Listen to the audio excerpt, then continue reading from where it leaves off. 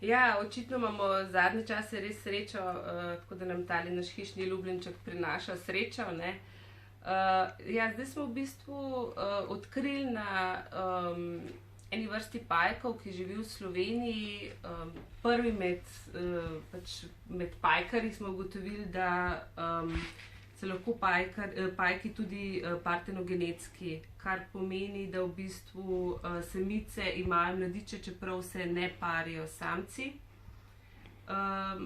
Verjetno je za to odgovoren en endosimbiont, bakterija, ki živi znotraj celic, imenuje se Wolbachia.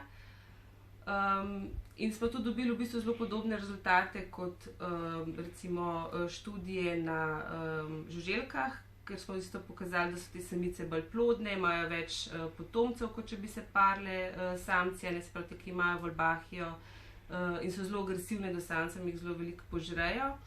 Trenutno pa v bistvu delajo še genetsko analizo v Partnerskem inštitutu v Angliji, kjer bomo v bistvu potem lahko pokazali, ali je ta endosimbiont Wolbachia ali pa mogoče kakšen drug podoben, recimo rikecije, ki tudi lahko vplivajo na samo spolno vedenje in pa to agresivno vedenje samic.